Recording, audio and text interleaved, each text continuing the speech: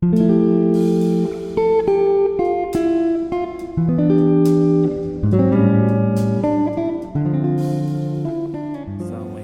nama saya Muhammad Ahmad Yasir bin Jalil.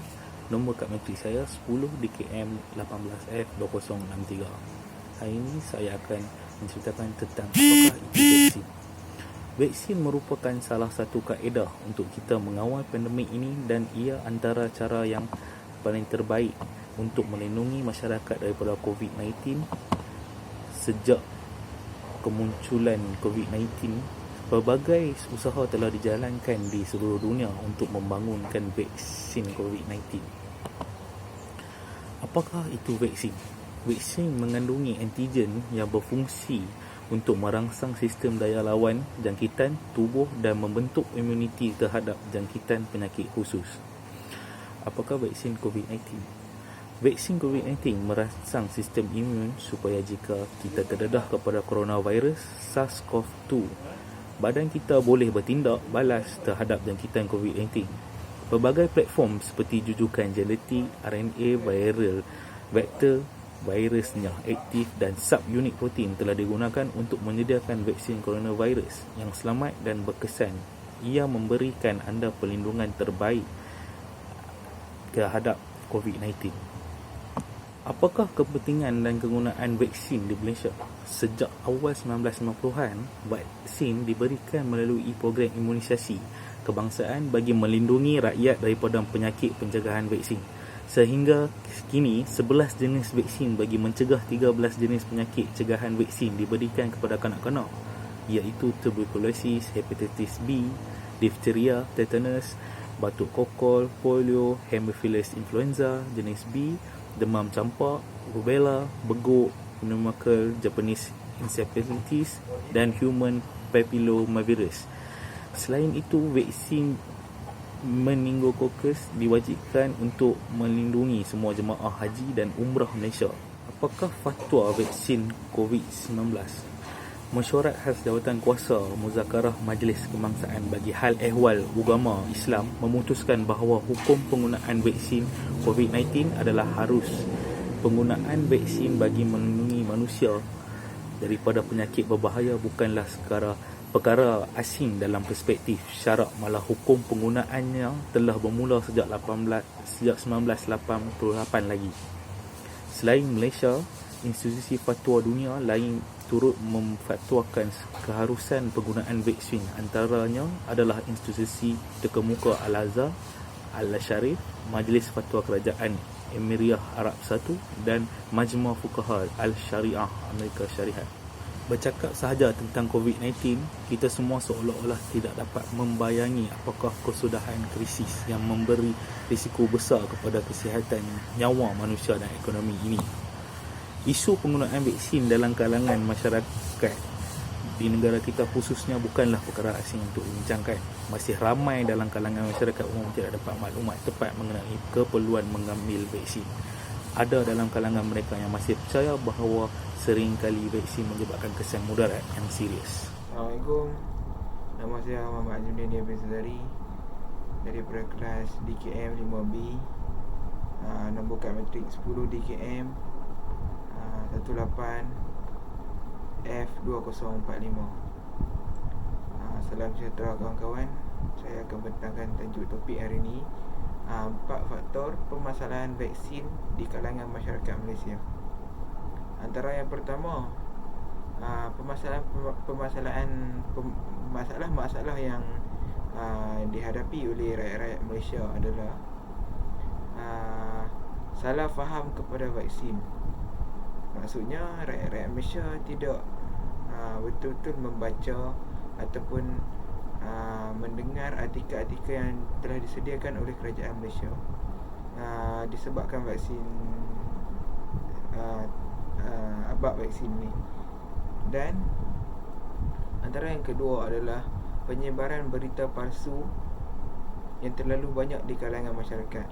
Contohnya, apabila ada penyebaran berita palsu seperti vaksin boleh membunuh, vaksin boleh membuat kesihatan tuan-tuan dan perempuan demikian,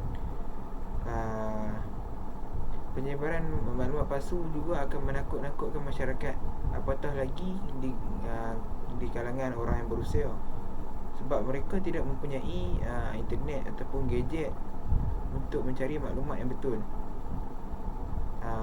Dan masalah penyebaran berita palsu adalah sangat-sangat serius, kerana ia menakut-nakutkan rakyat untuk mengambil vaksin. Apabila rakyat tidak mengambil vaksin, itulah penyebab penularan kes di Malaysia tinggi. Dan yang ketiga, kurang keyakinan kepada kerajaan tentang vaksin. Okey, saya berikan contoh. Rakyat mula hilang keyakinan kepada kerajaan di atas faktor-faktor vaksin. Mereka lebih banyak mempercayai dunia luar ataupun berita-berita palsu, sedangkan kerajaan telah menyediakan berita-berita sahih, artikel-artikel sahih yang dikeluarkan oleh pegawai perubatan sendiri kebaikan vaksin. Tetapi rakyat memilih untuk mempercayai benda-benda yang tidak sahih dan tiada orang yang berpengalaman bercakap dalam benda yang sahih. Lagipun sekarang apabila rakyat hilang kepercayaan, ada satu lagi pihak, apabila kerajaan terpalit dengan isu-isu politik, rakyat akan lagi lebih takut untuk mengambil vaksin dan hilang kepercayaan kepada kerajaan sendiri. Keempat, timbul isunya halal dan haram. Isu ini adalah isu antara yang paling serius di kalangan masyarakat, kerana masyarakat takut dengan adakah vaksin seperti Sinovac atau vaksin seperti AstraZeneca boleh ke memakai vaksin ni? Adakah vaksin ni dibuat secara halal? Adakah vaksin ni menggunakan bahan-bahan terlarang? Maksudnya masyarakat menimbulkan sendiri isu halal dan haram vaksin. Tapi sebenarnya kerajaan telah mengambil nasihat daripada orang-orang yang sepertinya mufti untuk membuat kajian terhadap vaksin. Vaksin adalah selamat digunakan dan vaksin adalah halal dan selamat digunakan. Itu daripada kajian lah, kan? Antara yang terakhir 3.5% masyarakat terkesan dengan vaksin. Maksudnya mempunyai benda yang sampingan apabila dicucuk vaksin. So contoh, kalau ada cucuk AstraZeneca, mungkin kesan sampingannya anda akan demam sehari 2 hari, akan mengalami sakit kepala. Dan masyarakat ingat benda tu bahaya. Sebenarnya itu adalah proses vaksin untuk memasukkan antibody badan anda sebenarnya. Tapi ada setengah ataupun kurang daripada 2% masyarakat yang maut disebabkan vaksin. Kalau maut pun disebabkan vaksin, disebabkan masyarakat tu mempunyai penyakit kronik ataupun bukan disebabkan vaksin lah selalunya. Vaksin telah dibuat kajian dan selamat untuk dilakukan di dalam kalangan masyarakat. Itu saja yang saya akan huraikan. Terima kasih kepada semua. Assalamualaikum. Assalamualaikum. Nama saya Muhammad Alif bin Abdul Basir. Saya, nombor matrik saya adalah 10 DKM 18F 2039. Saya daripada kelas DKM 5B. Okey, saya akan menerangkan kesan-kesan suntikan vaksin kepada rakyat Malaysia. Okey. Kira-kira 3.5% atau 25,000 daripada 740 penerima vaksin COVID-19 di negara ini telah dikesan mengalami kesan sampingan ringan dan serius. Setakat ini, Menteri Kesihatan Datuk Seri Arham Baba berkata, daripada jumlah itu sebanyak 99.5% atau 25,641 penerima vaksin mengalami kesan ringan manakala bakinya mengalami kesan serius. Antara kesan ringan yang dialami penerima vaksin adalah sakit di tempat suntikan, demam, sakit kepala, keletihan, muntah, loya, sakit di sendi dan sengal-sengal di badan. Bagi kesan lebih teruk pula, setakat ini bengkak di sebahagian anggota badan seperti muka, sesak nafas dan tidak selesa di bahagian dada. Malaysia memulakan program imunisasi COVID-19 kebangsaan pada 24 Februari lalu dengan menyuntik vaksin keluaran Pfizer Biotech sebelum disusuli pemberi vaksin Sinovac pada 18 Mac lalu. Mengulas lanjut, Dr. Adham berkata peratusan kesan sampingan vaksin COVID-19 yang direkodkan di Malaysia adalah lebih rendah berbanding peratusan yang dikesan ketika kajian fasa ketiga vaksin Pfizer BioNTech. Jelasnya, kesan sampingan serius membabitkan bengkak di muka dan beberapa bahagian badan adalah tindak balas anafilaktik akibat alahan pada bahan dalam vaksin berkenaan.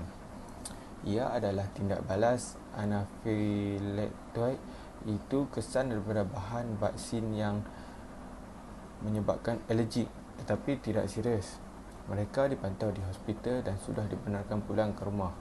Kes sesak nafas dan tidak selesa di dada pula kita rawat di ward dan selepas pakar memantau dan mendapati tiada kesan lebih berbahaya, mereka juga akan dibenarkan pulang ke rumah. Mengenai kesan vaksin kepada ibu mengandung pula, Dr. Adham menjelaskan data klinikal yang diberikan oleh Pfizer menunjukkan kumpulan itu tidak berdepan masalah untuk menerima suntikan vaksin. Boleh beri kepada ibu mengandung tetapi perlu mendapatkan nasihat pakar di klinik kesihatan awal ataupun swasta.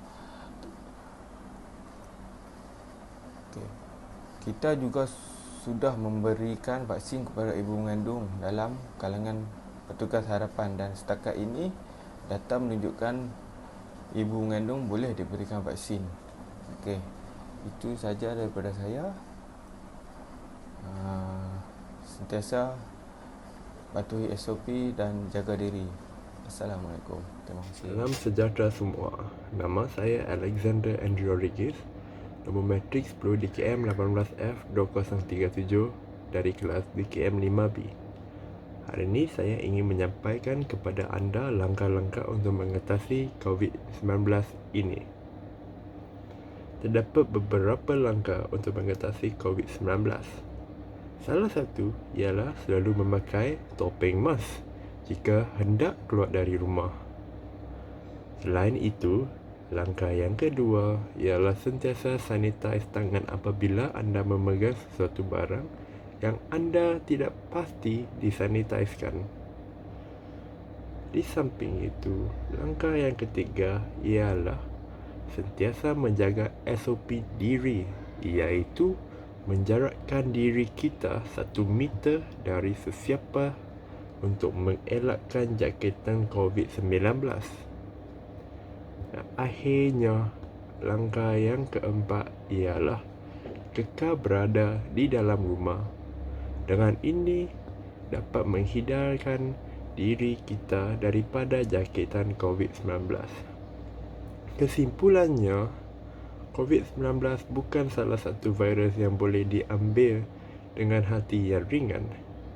Kita perlu mengamalkan langkah-langkah tersebut dalam kehidupan seharian kita sehingga COVID-19 ini hilang. Salah satu kaedah iaitu vaksin. Apabila divaksinkan, antigen di dalam vaksin berfungsi merangsang sistem daya lawan jangkitan tubuh dan membentuk imuniti terhadap jangkitan penyakit khusus. Bagi vaksin COVID-19, merangsang sistem imun supaya jika kita terdedah kepada coronavirus atau SARS-CoV-2, badan kita boleh bertindak balas terhadap jangkitan COVID-19. Berbagai platform seperti jujukan genetik RNA, viral vektor, virus inaktif dan subunit protein telah digunakan untuk menyediakan vaksin coronavirus yang selamat dan berkesan. Ia memberikan perlindungan terbaik terhadap COVID-19. So, itu dari saya. Sekian, terima kasih.